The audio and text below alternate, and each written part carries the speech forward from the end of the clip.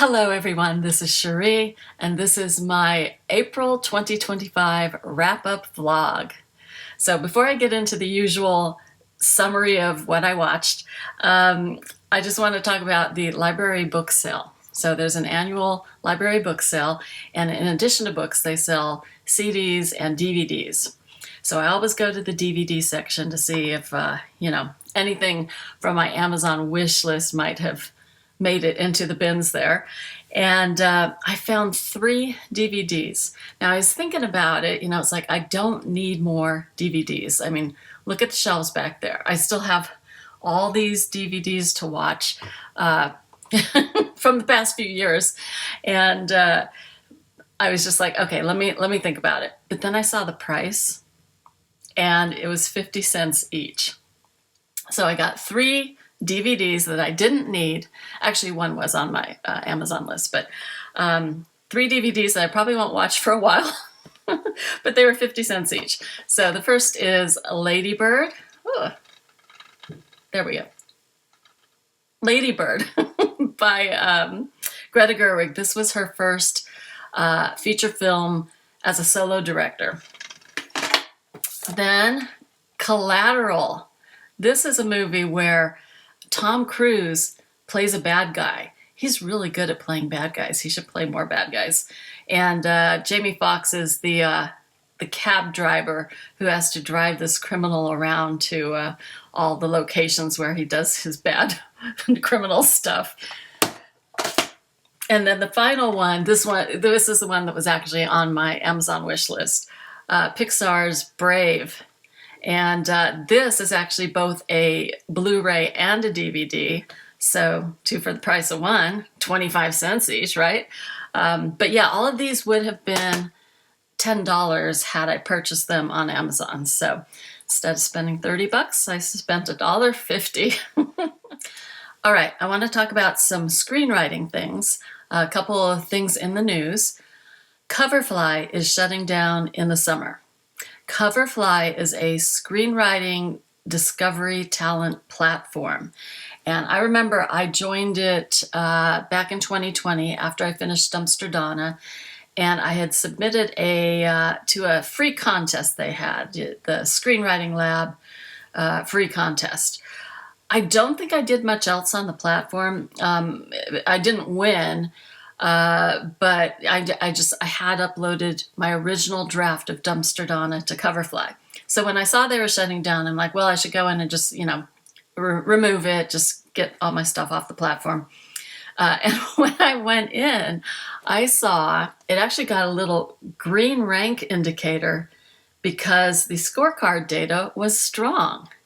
So anyway, they had rated it an 8 out of 10 for overall impression, 8 out of 10 for descriptions and readability, 7 out of 10 for hook, and 8 out of 10 for professional presentation. So yeah, that was all based on my first draft, basically. So that was kind of nice, but I still took it off the platform, so it's not there any longer. And then let's talk about the Nickel Foundation. So the Nickel Fellowships are the creme de la creme of all the screenwriting contests. It's sponsored by the Academy of Motion Picture Arts and Sciences. Well, this year, evidently this is in response to they just kept getting so many submissions. They had to cap it last year at 5,500 scripts. And so this year, they've changed things around. Now, your script has to be vetted. So basically, the partners would be film schools like AFI and UCLA, or certain film festivals, some film labs, I believe. So they can all submit your script for the Nickel Fellowship. If you don't belong to any of those, then you have to go through the blacklist online. So you have to create an account and have it hosted. It's $30 a month to host the account, and you have to pay for an evaluation, which is $100. So before you can even submit to Nickel, you would have to pay $130 on the blacklist and hope that your evaluation ranks high enough where you can submit. And they are capping the submissions from the blacklist at 2,500 entries. It's open between May 15th through June 15th, if you're interested. And yeah, I mean, what I don't like is that if you don't have a lot of money, I mean, it's almost like you can't submit to the nickel anymore, because a lot of people can't afford to go to UCLA or AFI or get into film festivals. You know, those all cost money too. And then you have to host on the blacklist in the hopes that you can even get a submission. So you would have to pay for the blacklist, and then I assume you still have to pay for the submission to the nickel. So that's just, it's kind of disappointing for a lot of screenwriters. So yeah, just wanted to let you know. Now, as for me and Dumpster Donna, I'm going to be Zooming again with Jeff Howard in a couple of weeks. He had asked that I send him my new draft with the asterisk changes. And I had to look that up because I didn't really know what that meant. Basically, what I should have done is, after the draft that I sent him, I should have locked that and then went in and made changes. And what it does is it adds a little asterisk to every line that's different.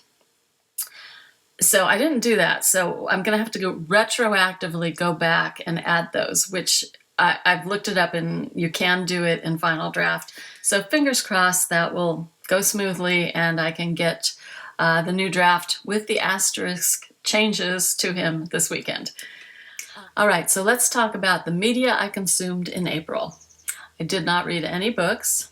I did read 2 screenplays, Pulp Fiction and Thelma and Louise. Both won an Oscar for Best Original Screenplay. And I have to say, for readability, Thelma and Louise was wonderful. Every scene supported the theme, and that's what you want. And it just made it such an easy read, such an enjoyable read. So definitely, if you want to read a really well-written script, choose Thelma and Louise. Series. I finally watched the 2nd season of Big Little Lies. I had seen the 1st season like years ago and just thought, oh, I should, finish that up. And it was fine. It was good. I wouldn't own it for my collection, but, it was fun to watch Meryl Streep play a bad guy too. Hey, Meryl Streep and Tom Cruise should play bad guys together in a film. That would be fun. All right, movies.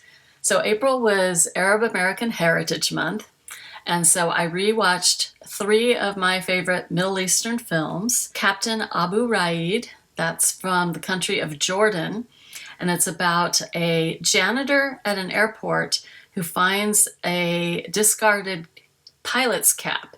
And so he wears it home, and all the kids in the neighborhood think he's a pilot, and they call him Captain Abu Raid. And he tells them stories about far-off lands, and it's just charming and wonderful. And then the serious stuff sets in. So it's not all fun and games. It is a drama, bittersweet ending, but I just adore this movie. I wish I could find it on DVD that would play in an American Region player, because I can't find that online. The next one is City of Life from the UAE, or United Arab Emirates. And this is about 3 intersecting stories in the city of Dubai. You have the Indian cab driver, and you have the airline stewardesses. One's from Russia, and I think one's from England, if I'm not mistaken. And then you have the rich Muslim boy who is going against all the traditions, basically. And their lives all kind of collide at the end. And it's just, I really enjoyed it. I've only been able to watch it on YouTube, and there are 2 versions, and the quality on both is not that good. So I wish I could find a good quality version of this film. It's not for purchase on Amazon. I've looked. So yeah, hey, if you have one and it plays in American players, send it my way. I've got a P.O. box. I'll put it in the description box.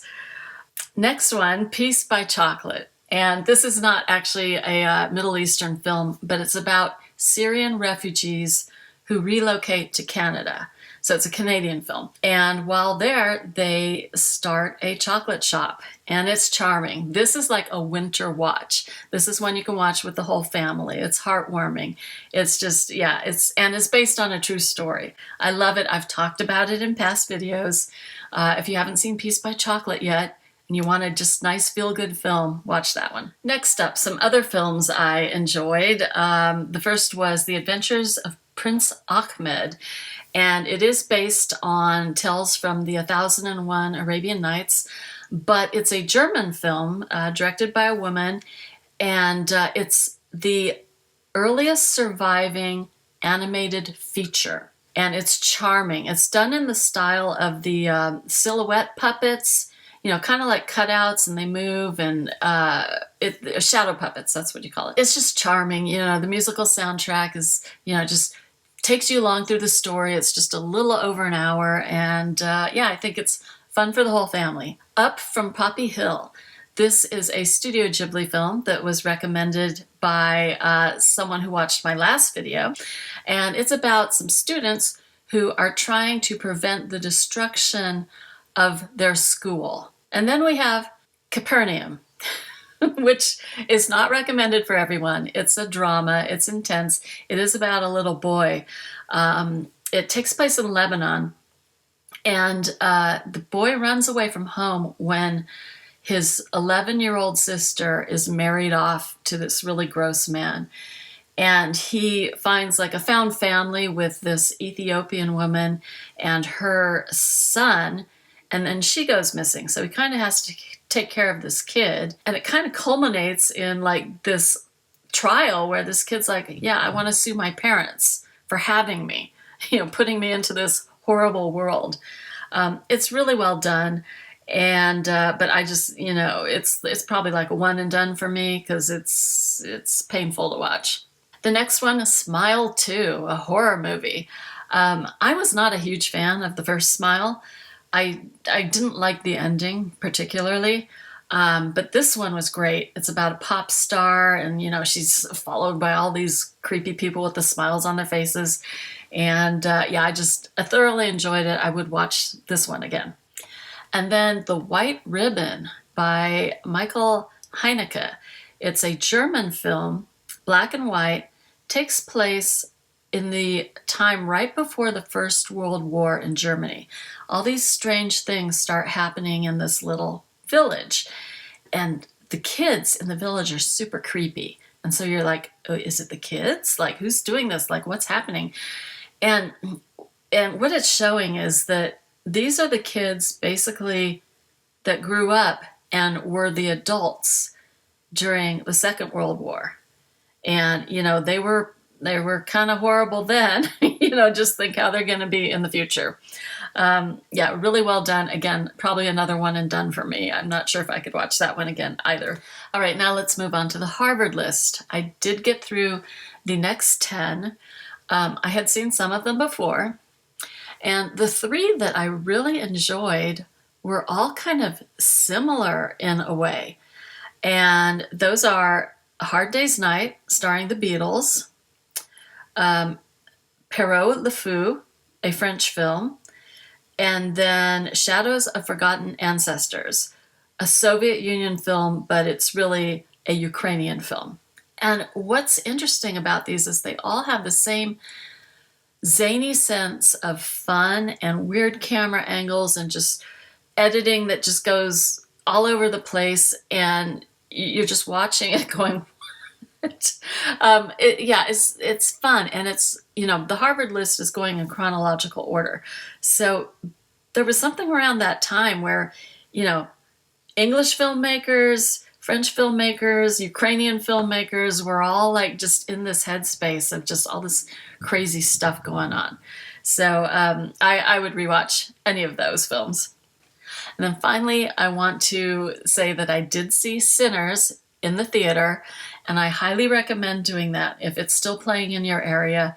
It's a really, really well-made film. It's a drama. You might have heard that it's a horror. Well, it's got some horrific elements at the end, but it's just a really well-made film, really great story. And I'm not going to tell you anything about it because it's best to go in not knowing anything. All right, and with that, it seems like the light changed outside, so it's probably time for me to go to work. So anyway, thank you for joining me. I will see you in the next video.